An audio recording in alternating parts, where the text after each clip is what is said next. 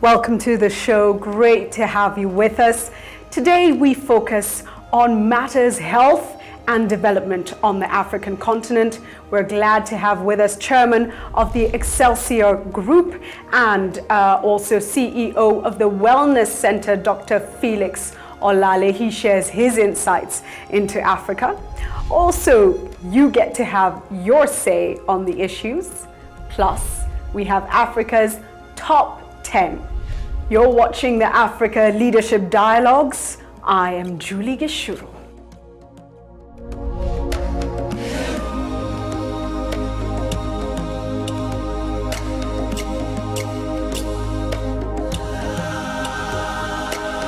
On the show, we host Dr. Felix Olale, Chairman of Exclesior and CEO of the Wellness Group. The Exclesior Group is a corporate advisory and capital placement company focused on investments in sub-Saharan Africa. And Dr. Olale's work is focused on unlocking private sector investments in health infrastructure across sub-Saharan Africa. In addition to his work at Exclesior, Dr. Olale serves as the Academic Director for Strathmore University's MBA in Healthcare program. He's also a Senior Advisor to several global institutions. Prior to Exclesior, Dr. Olale was an Associate Partner at McKinsey & Company in New York, where he had a dual role as a leader in both the pharmaceutical and medical products practice and the global public health practice as well. He's a member of the Africa Leadership Network and Africa 2.0, both prestigious groupings of the most dynamic young leaders in Africa. Let's get his insights into Africa.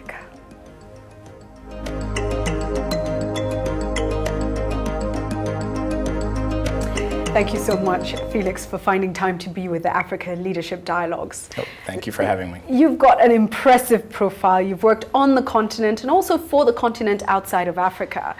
Let me start with this question. What are your thoughts on Africa as an African? And especially out there, what makes you most proud, but what makes you squirm? Yeah. Well, that's a great question, and again, I'm very happy to be here and share some of my thoughts. The one thought that comes to my mind as I think about Africa is a sense of hope. And I recall leaving Kenya when I was 17 years old and moving to the US, where I trained for my undergraduate education.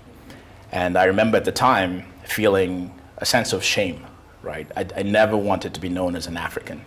You were embarrassed. I was embarrassed.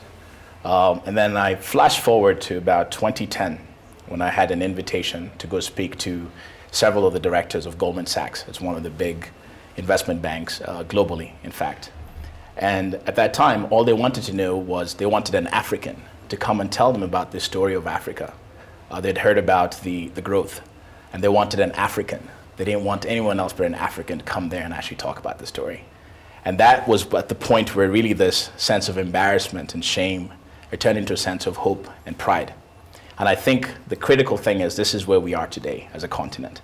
I see us in this interim period or transition period where several of us are trying to move the continent forward from an area of a darker past into a future where we're moving into something that's more hopeful and that can all give us pride.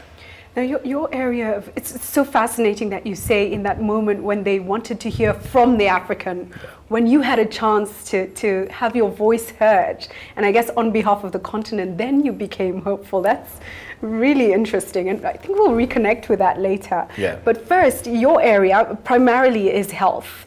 Where are we on this continent in terms of healthcare? Yeah, that's a great question. Maybe I'll start off by just giving you a sense of what it is that we do and what I'm focused on within the healthcare arena in Africa. So I run a company called Exclesior Group. And what we see is we see the opportunity in healthcare. So we are focused on investing in smart financing and technology to transform healthcare across the continent.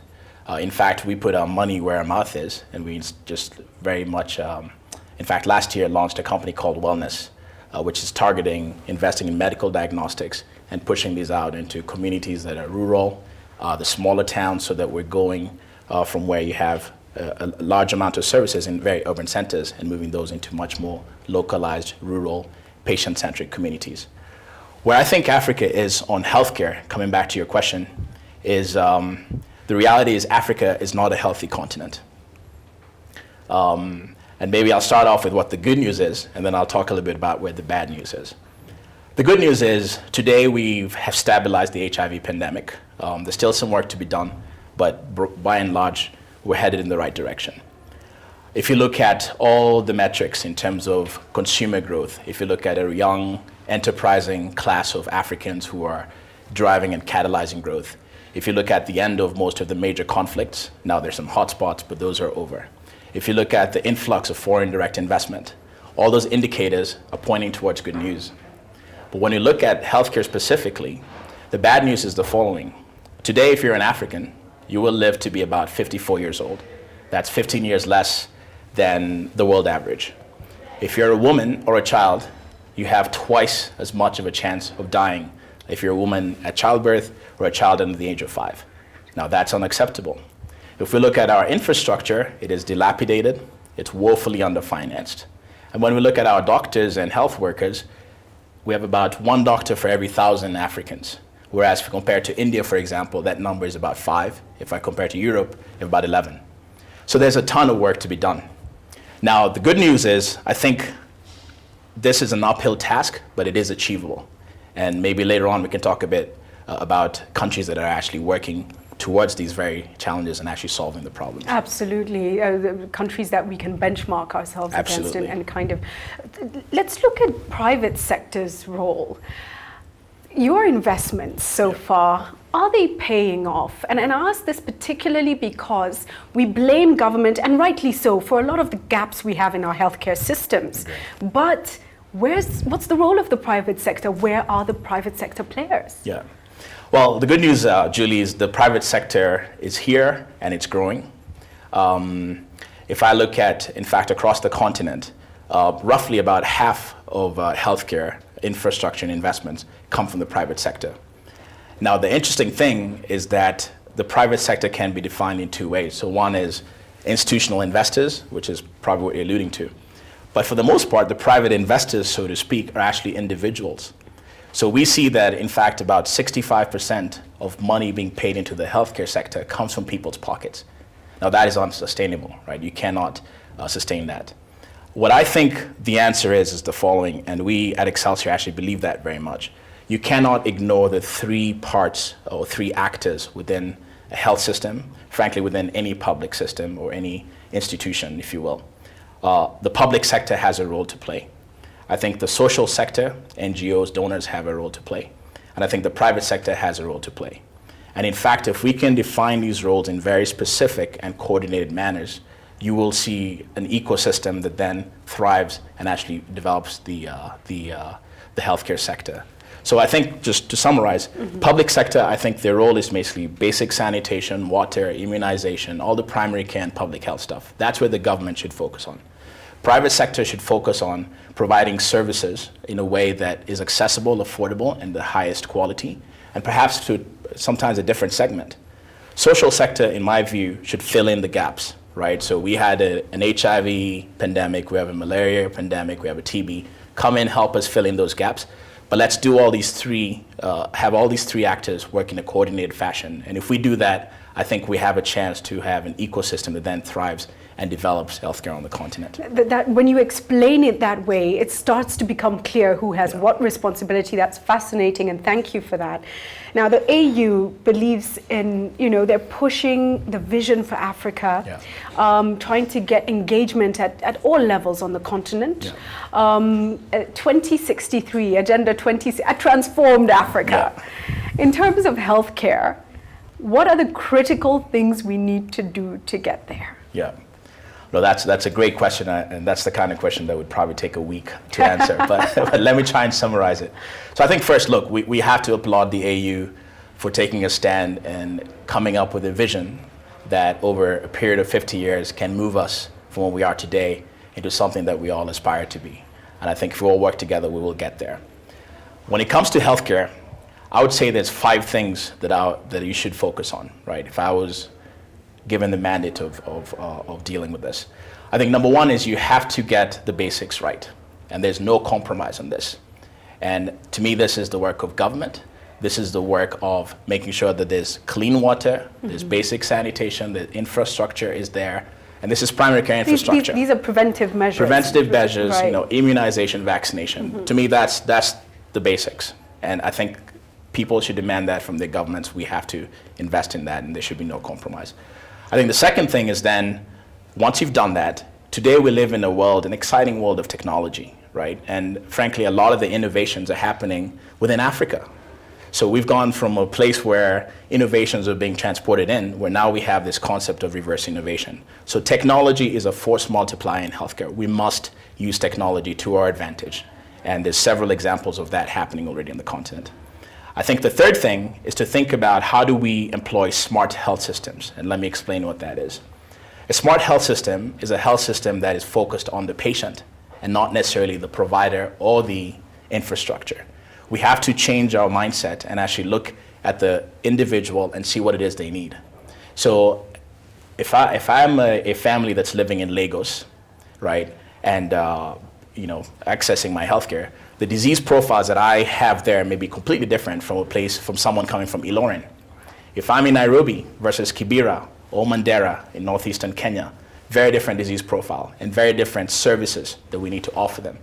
So I think this health system needs to work in a synergistic, complementary way to be able to deal with such issues. And that's basic research, that's day-to-day information that you're gathering from the community, so this can be easily done. It can be easily thought through, designed. I think the implementation is always a bit challenging because of legacy systems. So we really almost need a paradigm shift to rethink how we're doing this.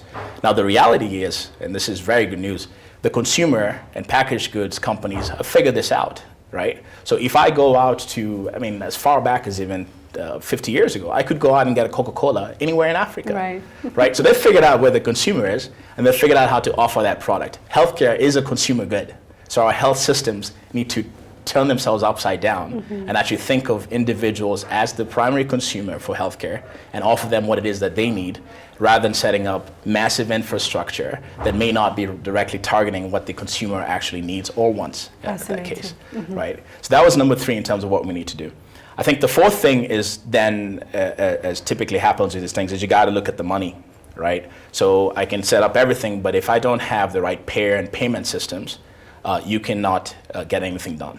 So Rwanda is a perfect example of this. Ghana has done this as well, where Rwanda today, 91% of individuals access their care through Rama, which is a government-sponsored universal health coverage program.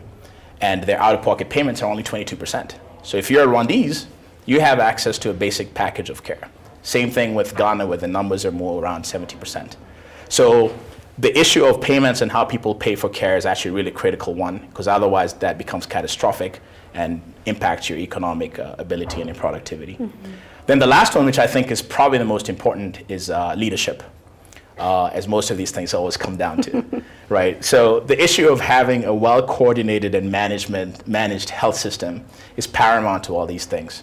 And we saw that actually in 2011, when we set up a program at one of the top schools here in Kenya, Strathmore Business School, where I sit as the academic director of an MBA in healthcare management program. So we built this as an African program, brought in all the smart professors from Wharton Business School, London School of Hygiene, Oxford, and the likes, and said, let's actually bring together a cohort of Africans who will become the next wave of future leaders across the continent within healthcare. And so we just started in August last year, and we have 30 students going through the program. We hope to get that number to about 500 in the next 5 to 6 years.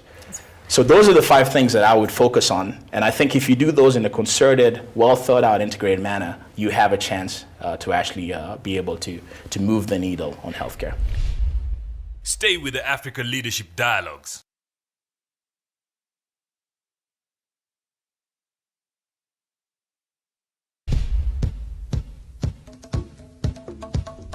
You mentioned a couple of countries, Rwanda and Ghana, Yeah. and what they're doing. If you were to pick the country in Africa that you believe has achieved the most in terms of healthcare, which country would it be and why? Oh, that's a great question. Rwanda and Ghana are great, but let me talk about Ethiopia. Ethiopia is a A fascinating lot of place. people are lifting their eyebrows in surprise. Absolutely. Weren't expecting that. You may not know about Ethiopia. But by the way, a few stats in Ethiopia. 80 million people, 17% urbanization. So this is a fairly rural area in a very large country with some resources, etc. But there's a guy there called Honorable Tedros Ghebreyesus. Very smart man. What he did when he came into power was he said, look, we can fix these things. It's a challenge, an uphill task, much like the issues we're talking about here, but we can do this. So he started off by saying we need workers. Trained 65,000 health workers. These are community workers, not necessarily doctors, in 5 years. 65,000 people. In 5 years. And this is across the country. Across the country. Sent them into these rural communities so that they're actually interacting one-on-one with the patient, as we talked about. This is patient-centric medicine. Second thing he did was he said, look, we have all these vertical programs that are tackling these pandemics, HIV, malaria, tuberculosis.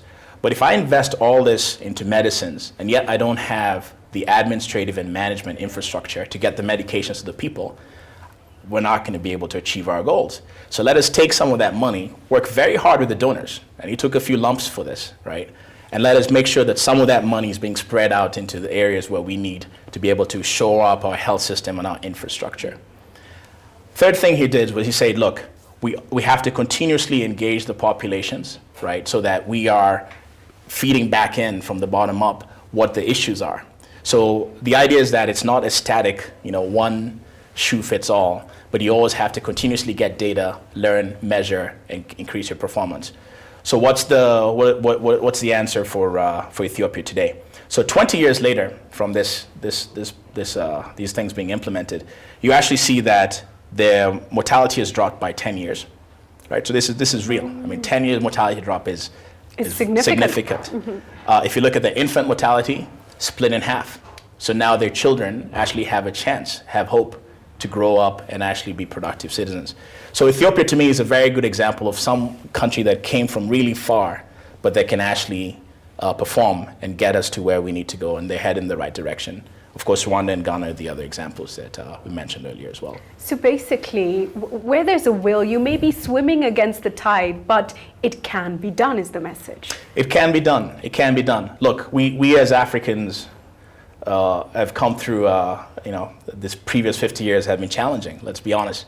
But yet look at us today, Everyone looks at us and says, look, Africa is the place to be. You have foreign investors coming in. You have diaspora coming back home. Right? Why are they doing this? It's because they believe that this can be done. And if I may, Julie, maybe to talk about another example, India. India was exactly where we were 20 years ago, equally as poor, much larger country, suffering through the same maladies. And yet today, you have proper health systems that are running through volumes and volumes of people with good quality and affordable care. If India can do it, why can't we? Why can we not do this? I think it can be done. The challenge is there. And let's talk about the youth and the democratic dividend that we have on this continent, both a threat and a great opportunity as well. Yeah. So how can we use health and ensure that we benefit from this dividend rather than suffer as a result of it? Yeah. What can we do in terms of healthcare? Look, I think, so the demographic dividend, as it is explained, my understanding is that this is basically making sure that we have less dependence and make sure we have more productive members of society, right? So as you invest in things like family planning and invest in healthcare, reducing child mortality, improving public health systems, we get more productive people. So to me, I see this as an opportunity, absolutely, right? The more productive members of society we have, the better. Now, what you don't want to do is then swing the pendulum all the way to the other side, such as places like Japan today, where you have a very large older population above 65, 30-40%, and you have a very diminishing productive population. So to me, the whole demographic dividend is actually an opportunity. It's an opportunity that we can seize that will then directly drive productivity and increase incomes. So there's a lot of cultural issues when it comes to this, and particularly, for instance, with issues of family planning. So we have some African societies that obviously the bigger the family, the more the more wealth it's seen to have in terms of the children, and you'll find a lot of communities where you won't even say how many children you have. It's just not done. It's not done. And so you go to these communities and say, we suggest you do family planning because we want more productive members of society. You've got to school your children. You've got to feed them. How do we even achieve understanding of this notion, but also how do we achieve a balance so we don't go full circle, as you're saying, to the European and Japanese situations? No, look, it's a challenge. There's no question about that. And as you know, there's a large-scale initiative now by the Gates Foundation around these very topics. Now, to me, family planning does not mean have fewer children. Family planning actually means plan the family, right? So I really need to think of, and by the way, we didn't say children planning, we said family planning. Right. So it's really about thinking, what is it that we want to accomplish as a family, as a community, as a society, as a country? And what will it take us to get there? What is it that I need? I think when you don't do that, and this is really the core point, we end up in situations where your maternal mortality rates, your morbidity rates, your productivity of women, who in fact drive a lot of the productivity in any society, let's be honest, right, start to diminish. And so you really are tripping yourselves, right, as you think that, maybe I have a lot of children, but those children may be unhealthy, right? Those children will not be productive. So it's really about thinking holistically and planning the family. It's not necessarily, I think it's a misnomer to think about this as, having fewer children or planning your children, so to speak. So it's really, part of this is education, part of it is a mindset shift. I also subscribe to the idea that there are cultural traditions and there are cultural norms. Norms may shift, traditions certainly we have to hold on to. But in the end of the day, you have to look broadly and make the right decision through planning and thinking. I don't think subscribing to just a misnomer or so-called traditions is the way to go. Those times are changing, and I think we have to be right there with it. We have to be dynamic. Lots of issues of concern on the continent, from HIV and AIDS to malaria, maternal health care as well. If you were asked to identify your top three, what would they be? Look, if you really want to have impact on the population and the healthcare of the community, there's very simple things that you can do, and we talked about some of these earlier. So the number one killer is still HIV. You still have infectious diseases like malaria and tuberculosis. Number one killer of children are respiratory and diarrheal diseases. So just by starting off with basic water sanitation and bed nets, just simple bed nets, you knock out an entire set of diseases that afflict our populations. Now, HIV, there's been a lot of interventions, and as we talked about, some of that is stabilizing. There's still work to do. One area that we need to watch out for is non-communicable diseases. Right. So diabetes, hypertension, cancer. Your lifestyle diseases. Lifestyle diseases. As we get more affluent, we start to be afflicted by these diseases. And in fact, when you look at the growth rate... It's a no-win situation, isn't it? I think we have to think... It sounds like it. It sounds very dire. But I think if we're thoughtful about this, these things can be solved, right? So on these issues, I think what we need to do is we cannot forget that train is coming. The opportunity for me is, can we leapfrog that? Can we actually put in place a lot of these preventative measures today so that this does not become a serious issue tomorrow? Right? So even as we solve the infectious diseases, the communicable diseases, we keep one eye on the non-communicable diseases, do the right things in terms of prevention, in terms of lifestyle, in terms of well-being, and make sure that we can leapfrog, perhaps, this scourge that may be coming down the line 20 years from now. Right, fascinating. And at the beginning of the show, you spoke of your thoughts on Africa and your feelings for Africa as being hopeful. Yeah. And so, paint a picture for us. What would your ideal Africa be? What's your vision for the continent? So I think my vision is very simple. I see an Africa where every man, woman, and child has hope. The hope that if they work hard, they'll have a chance to live, they'll have a chance to learn, they'll have a chance to just prosper. That's it. It's very simple. Wow. A chance at a dignified life. A dignified, respectful, prosperous life. Wow. Finally, please look into the camera and give your message to Africans watching, and in particular to our leadership and to the citizenry. Yeah. No, thank you so much, Julie. Look, I think I have to call on the words of one of the great icons of our time, Nelson Mandela. Nelson Mandela once said that there's no passion in living small. There's nothing to be found in living a life less capable than you are. So what I would say is, the world is watching us. This is our time. Let us show the world how great we Africans can be. Thank you. Thank you so much. Thank you, Julie. Absolute pleasure. Thank you. Thank you. Absolutely. Stay with the Africa Leadership Dialogues.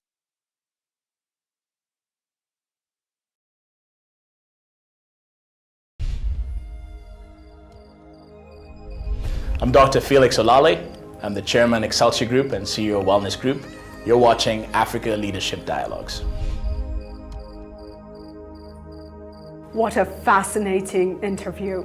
But what are your thoughts on the issues? Let's have a look. This week we asked you, in your view, what urgent measures should African governments take to transform healthcare in Africa? Dr. Karemi Wanjagi says, healthcare changes begin with leadership prioritization. Leaders should own the process and build healthcare infrastructure. Then have affordable drugs and a data system that collects patients' data for proactive use and preventive healthcare. Lawrence Crispas says, one key area on healthcare African governments have failed to utilize is our great wealth of herbal knowledge passed down. Hi, my name is Warimo Ayaki and I'm watching Africa Leadership Dialogues from Nairobi. A few urgent measures that African governments can take is making healthcare affordable to poor people, especially HIV and oncology treatments. The second thing they can do is make it accessible, especially to those people in rural areas, by using mobile clinics. And the third thing is to use technology that will be able to diagnose patients early and treat them. Thank you. To join our conversation, go to our G+ page, Africa Leadership Dialogues, on Facebook, Africa Leadership Dialogues, on Twitter, @AfricaLD, and on WhatsApp, send your video comments to +254 715 816 033.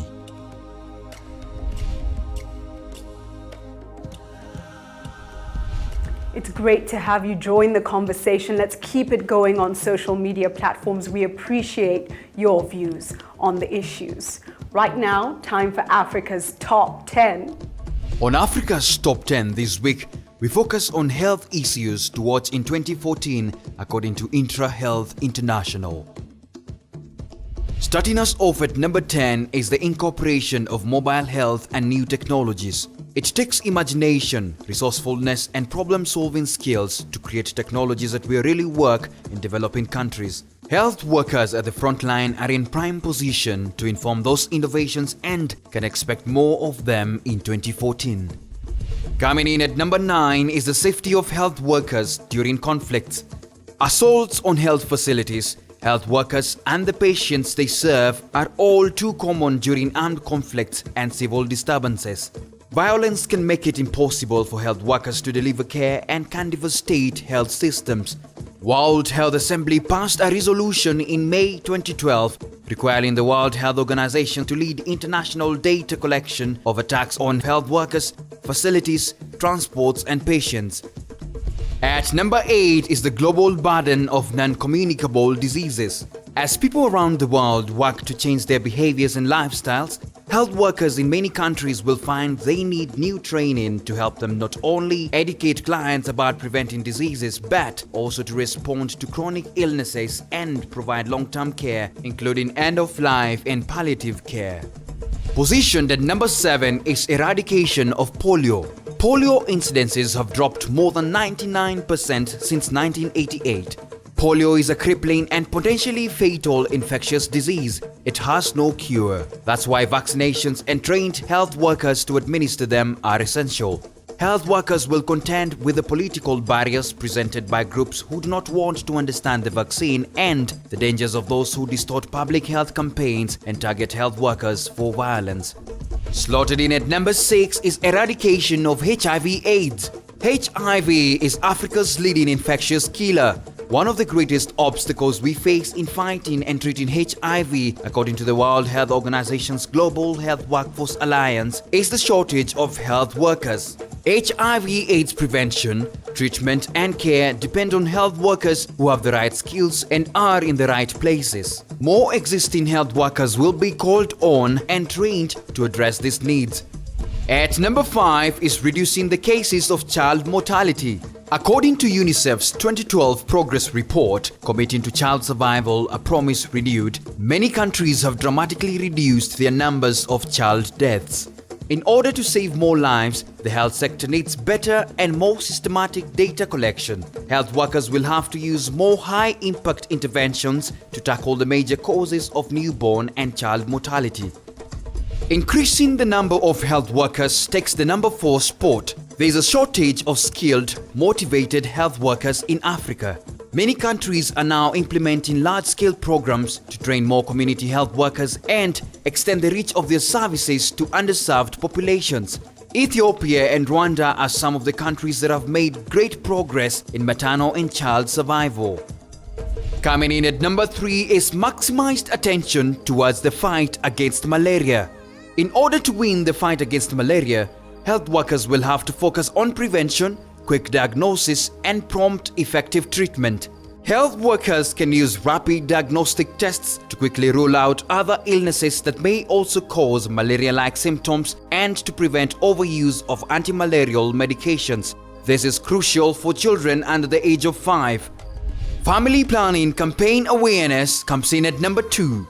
Governments, non-governmental organizations, and other civil society groups came together to pledge their efforts to make voluntary contraception more widely accessible by 2020. More workers will need training to offer high-quality services while also respecting confidentiality and providing friendly, non-judgmental counsel.